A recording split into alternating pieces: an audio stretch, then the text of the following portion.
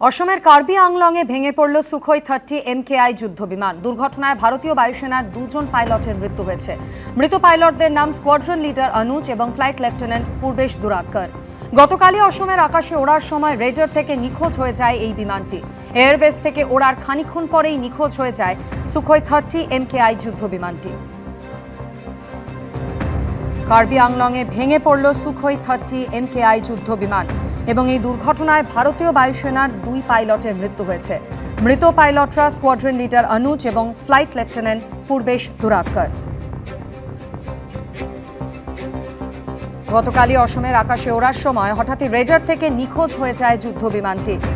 Airbase থেকে ওড়ার খানিকক্ষণ পরেই নিখোঁজ হয়ে যায় সুখোই 30 MKI যুদ্ধবিমান।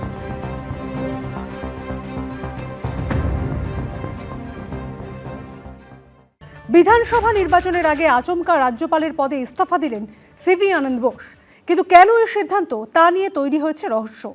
সিভি আনন্দ বোসের জায়গায় নতুন রাজ্যপাল হচ্ছেন প্রাক্তন IPS অফিসার RN রবি। বিধানসভা নির্বাচনের আগে বড় চমক। আচমকা রাজ্যপালের পদ থেকে ইস্তফা দিলেন সিভি আনন্দ বোস। 2022 সালে 23 নভেম্বর পশ্চিমবঙ্গের রাজ্যপাল হিসেবে দায়িত্ব নেন তিনি।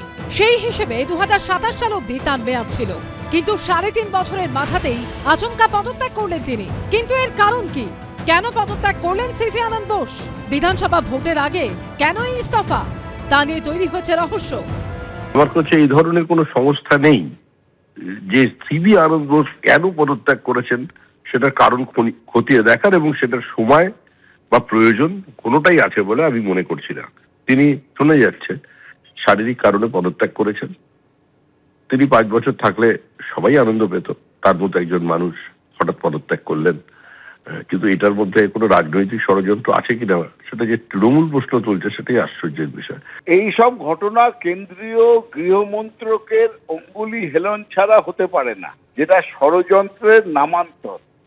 এখন ইলেকশনে এসে গেছে, আমি আশ্চর্য হব না যদি দেখি সিভি আনন্দ বোসকে নির্দেশ দিয়ে সরিয়ে দিয়ে একজন হার্ডকোর পলিটিশিয়ান, RSS এ দীক্ষিত, বিজেপির মন্ত্রে শিক্ষিত এই রকম কাউকে এখানে নিয়ে এসে রাজভবনটাকে চূড়ান্তভাবে রাজনৈতিক কারণে ব্যবহার এই ইলেকশনের সময়। সিভি আনন্দ বোসের জায়গায় রাজ্যপাল হিসেবে দায়িত্ব দেওয়া হচ্ছে প্রাক্তন IPS অফিসার এবং তামিলনাড়ুর রাজ্যপাল RN রবিকে। এই মুহূর্তে সিভি আনন্দ বোস দিল্লিতে রয়েছেন। 1951 সালে 2 জানুয়ারি সিভি আনন্দ বোসের জন্ম কেরলের কোট্টায়ামে। রাজ্যপাল হওয়ার আগে দীর্ঘদিন প্রশাসনিক কাজের সঙ্গে জড়িত ছিলেন। কেরলের মুখ্যমন্ত্রীর সচিব হিসেবে কাজ করেছিলেন। এছাড়াও কেরল সরকারের বিভিন্ন দপ্তরের প্রধান সচিব হিসেবেও দায়িত্ব সামলান। সিভি আনন্দ বোস রাজ্যপাল হওয়ার পর বিভিন্ন ইস্যুতে তৃণমূলের সঙ্গে তার সংঘাত সপ্তমে পৌঁছয়। হিংসা থেকে দুর্নীতি নিয়ে কড়া মন্তব্য করেন তিনি। আবার বিভিন্ন ইস্যুতে রাজ্যপালের ভূমিকা নিয়ে অসন্তোষ প্রকাশ করেন রাজ্য বিজেপি নেতারাও। এই আবহে প্রশ্ন উঠছে, বিধানসভা নির্বাচনের আগে আচমকা তার পদত্যাগের কারণ কি? তা নিয়ে তৈরি হচ্ছে রহস্য। এবিপি আনন্দ। সিভি আনন্দ বোসের পদত্যাগের পর পশ্চিমবঙ্গের নতুন রাজ্যপাল হচ্ছেন প্রাক্তন IPS অফিসার RN রবি। 2010 সালে বিধানসভা ভোটের 1 বছর আগে পশ্চিমবঙ্গের রাজ্যপাল হয়েছিলেন MK নারায়ণন। তিনিও ছিলেন প্রাক্তন IPS অফিসার। আর এবারও ভোটের মুখে রাজ্যপাল হচ্ছেন আরেক প্রাক্তন IPS অফিসার। সামনেই বিধানসভা নির্বাচন, তার আগে আচমকা পশ্চিমবঙ্গের রাজ্যপালের পদ থেকে ইস্তফা দিলেন সিভি আনন্দ বোস। তার জায়গায় পশ্চিমবঙ্গের রাজ্যপাল হলেন RN রবি। তাকে তামিলনাড়ু থেকে পশ্চিমবঙ্গে পাঠালো কেন্দ্রীয় সরকার।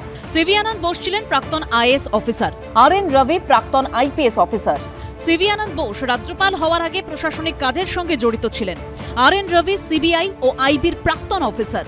1.5 দশক আগে এ রাজ্যের রাজ্যপাল পদে বসেছিলেন এক প্রাক্তন IPS অফিসার। সেই সময়টা ছিল বিধানসভা ভোটের বছরখানেক আগে। 2010 সালে পশ্চিমবঙ্গের রাজ্যপাল হন MK নারায়ণন। তিনি ছিলেন প্রাক্তন IPS অফিসার এবং কেন্দ্রীয় গোয়েন্দা বাহিনীর প্রাক্তন প্রধান। 1 বছর পর 2011 সালে এ রাজ্যে ক্ষমতার পালাবদল হয়। বাম সরকারকে সরিয়ে ক্ষমতায় আসে তৃণমূল। 1.5 দশক পর বিধানসভা ভোটের ঠিক আগে পশ্চিমবঙ্গের রাজ্যপাল পদে বসছেন এক প্রাক্তন IPS অফিসার RN রবি। RN রবি 1976 ব্যাচের IPS অফিসার। CBI এর অ্যান্টি করাপশন বিভাগ, সেন্ট্রাল ইন্টেলিজেন্স ব্যুরোর গুরুত্বপূর্ণ পদে ছিলেন। প্রধানমন্ত্রীর দপ্তর বা পিএমও থেকে যে জয়েন্ট ইন্টেলিজেন্স কমিটি তৈরি করা হয়েছিল তার চেয়ারম্যান ছিলেন আর.এন. রবি। 2018 সালে আর.এন. রবিকে ডেপুটি ন্যাশনাল সিকিউরিটি অ্যাডভাইজার হিসেবে নিয়োগ করা হয়, অর্থাৎ অজিত ডোভালের ডেপুটি হিসেবে কাজের অভিজ্ঞতা রয়েছে তাঁর। 2019 সালে নাগাল্যান্ডের রাজ্যপাল করা হয় তাঁকে। এরপর 2021 সেপ্টেম্বরে তামিলনাড়ুর রাজ্যপাল হন তিনি। 2014 সালে যে নাগা শান্তি আলোচনা হয়েছিল তাতে মধ্যস্থতাকারী ছিলেন আর.এন. রবি। এবার পশ্চিমবঙ্গের রাজ্যপাল হলেন তিনি, কিন্তু বিধানসভা ভোটের ঠিক আগে সিভি আনন্দ বোসের আচমকা পদত্যাগের কারণ কি তা নিয়ে তৈরি হয়েছে রহস্য। এর মধ্যে সংবাদ সংস্থা পিটিআইকে সিভি আনন্দ বোস বলেছেন, আমি পদত্যাগ করেছি, আমি 3.5 বছর ধরে পশ্চিমবঙ্গের রাজ্যপাল ছিলাম, আমার জন্য এটা যথেষ্ট। এবিপি আনন্দ। বৃহস্পতিবার সন্ধে আচমকা রাজ্যপাল পদে ইস্তফা দিলেন সিভি আনন্দ বোস। দিল্লি গিয়ে পেশ করলেন ইস্তফাপত্র। আচমকা কেন এই পদত্যাগ? মমতা বন্দ্যোপাধ্যায় সোশ্যাল মিডিয়ায় লিখেছেন, বিধানসভা নির্বাচনের আগে যদি কিছু রাজনৈতিক স্বার্থ রক্ষার জন্য রাজ্যপাল কেন্দ্রীয় স্বরাষ্ট্রমন্ত্রীর চাপের মুখে পড়েন তবে আমি অবাক হব না। তবে এই পদত্যাগ নিয়ে কিছু বলতে চাননি শুভেন্দু অধিকারী। বিধানসভা ভোটের আগে নতুন মোড়। বৃহস্পতিবার সন্ধে আচমকা রাজ্যপাল পদে ইস্তফা দিলেন সিভি আনন্দ বোস। দিল্লি গিয়ে পেশ করলেন ইস্তফাপত্র। তার জায়গায় পশ্চিমবঙ্গের রাজ্যপালের দায়িত্ব নিলেন আর.এন. রবি, যিনি একসময় অজিত ডোভালের ডেপুটি হিসেবে কাজ করেছেন। প্রাক্তন আইপিএস অফিসার আর.এন. রবি তামিলনাড়ুর রাজ্যপাল ছিলেন।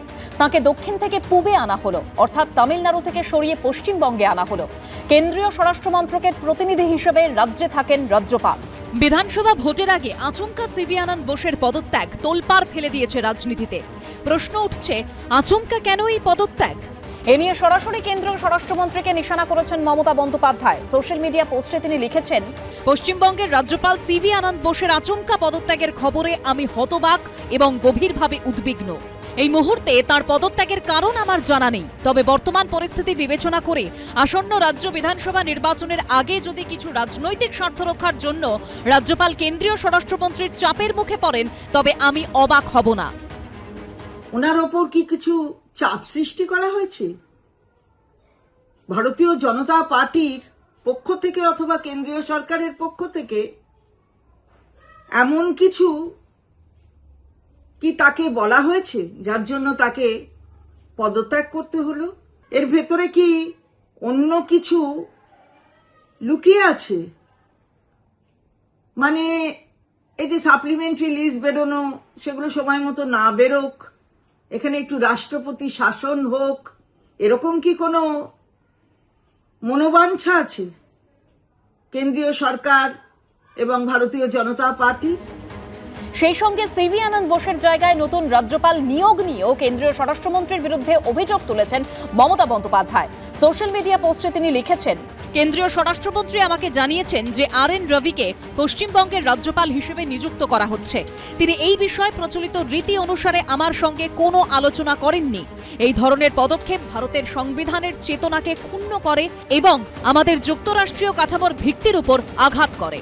কেন্দ্রকে সহযোগিতামূলক যুক্তরাষ্ট্রীয়তার নীতিগুলিকে সম্মান করতে হবে এবং গণতান্ত্রিক রীতিনীতি এবং রাজ্যগুলির মর্যাদা নষ্ট করে এমন একতরফা সিদ্ধান্ত নেওয়া থেকে বিরত থাকতে হবে। বিজেপি অবশ্য এ নিয়ে কোনো মন্তব্যই করতে চায়নি। কিছু কারণ আছে, হয়তো জেনে বলবো। সব মিলিয়ে সিভি আনন্দ বোসের আচমকা পদত্যাগ এবং তার জায়গায় নতুন রাজ্যপাল নিয়োগ ঘিরেও কেন্দ্র রাজ্য সংঘাত সপ্তমে। এবিপি আনন্দ। এবিপি আনন্দ, এগিয়ে থাকে, এগিয়ে রাখে।